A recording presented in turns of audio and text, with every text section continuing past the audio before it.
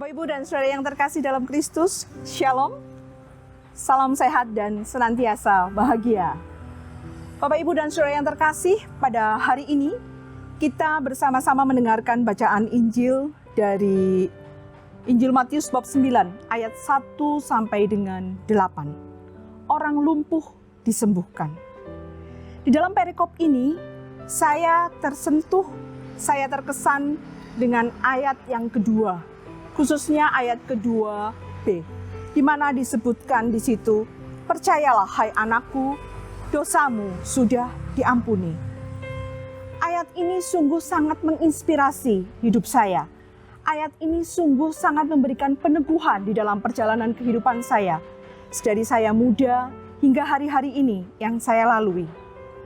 Saudaraku yang terkasih, mengapa Yesus mengatakan kepada orang lumpuh yang dibawa datang kepadanya, justru Yesus mengatakan, percayalah, dosamu sudah diampuni.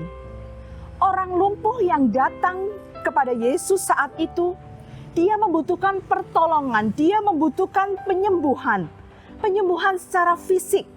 Dia ingin sembuh dari lumpuhnya, dari sakit yang dideritanya. Pada waktu pertama kali mendengarkan ayat ini, muncul pertanyaan dalam diri saya. Mengapa Yesus mengatakan demikian? Mengapa tidak langsung mengatakan bahwa orang itu disembuhkan dari lumpuhnya? Saudaraku yang terkasih, di dalam kehidupan pada zaman dahulu seringkali orang yang menderita sakit secara fisik dikaitkan pula dengan penderitaan atau dosa seseorang yang dialaminya, dosa yang dilakukannya. Apakah benar atau tidak pemahaman tentang ini? Kita tidak tahu.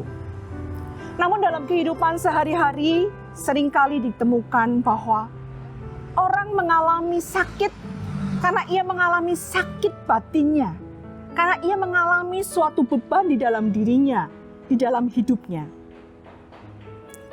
Saudaraku yang terkasih, seperti yang pernah saya alami di dalam kehidupan saya pada waktu saya masih muda. Waktu itu saya masih berusia 35 tahun, di mana saya masih begitu aktif bekerja. Suatu saat di dalam perusahaan saya mendapatkan seorang atasan yang baru, yang usianya jauh lebih muda dibanding saya, pengalamannya juga jauh lebih muda dibanding saya, dan juga banyak hal dia jauh di bawah saya. Itu menurut pendapat saya. Namun sebagai seorang bawahan, saya tetap mencoba untuk mentaati, melaksanakan segala perintahnya, ketentuannya, dan juga konsep-konsep kerjanya yang baru. Saya coba menerima itu semua. Namun apa yang terjadi, saudaraku? Sebenarnya batin saya tidak bisa menerima ini semua. Saya merasa tertekan dan saya merasa sakit. Sampai pada akhirnya suatu hari saya mengalami suatu sakit yang tiba-tiba datang dalam diri saya. Seluruh sekujur tubuh saya merasa sakit. Bahkan pada suatu saat saya pernah tidak bisa bergerak, menggerakkan sama sekali tubuh saya. Dan saya tidak bisa berjalan. Saat itu suami saya langsung membawa saya berobat untuk memeriksakan sakit saya itu ke Semarang. Dan ternyata diagnosa dari dokter yang di Semarang itu mengatakan bahwa saya menderita satu penyakit. Penyakit yang sangat keren, saudaraku. Penyakit yang begitu banyak orang alami, yaitu osteoartritis atau rematik, bahasa kerennya begitu. Mungkin banyak juga dari Anda yang pernah mengalami itu. Tapi itu diderita oleh saya pada saat usia saya masih muda, 35 tahun. Dan itu membuat saya menjadi sangat tertekan dan ketakutan. Demikian juga keluarga saya dan juga suami saya.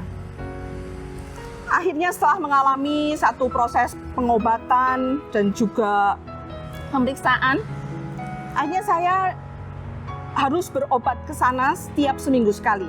Jadi pengobatannya melalui infus dengan memasukkan obat atau cairan itu melalui infus. Ada beberapa hal yang sudah dokter voniskan kepada saya pada waktu itu. Yang pertama, saya harus makan obat setiap hari. selama sepanjang hidup saya. Kemudian yang kedua, saya juga harus terus-menerus berobat secara rutin di sana selama waktu yang cukup lama. Dan yang ketiga, saya juga divonis pada waktu itu untuk tidak bisa bekerja, kecuali satu pekerjaan yang hanya bisa dilakukan dengan cara duduk, yaitu menjadi kasir. Kayaknya bukan saya banget, hanya untuk bekerja dengan secara duduk. Waktu itu akhirnya dengan segala keputusasaan, dengan segala kekecewaan, saya mencoba menjalani pengobatan-pengobatan itu.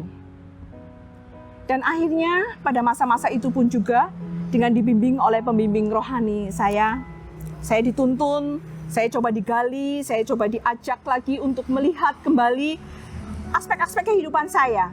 Apa yang terjadi dalam kehidupan saya?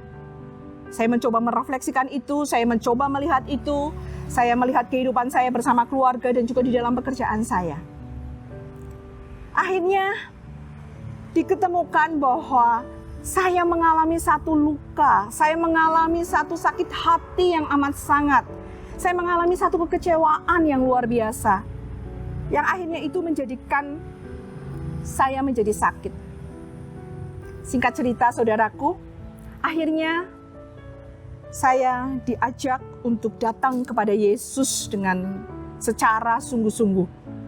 Melalui sakramen pertobatan, saya mengakukan semua dosa-dosa saya, kesalahan saya. Dan akhirnya saya mengalami satu kelegaan. Saya mengalami satu pembebasan di dalam diri saya. Saya mengalami suatu kesembuhan yang luar biasa.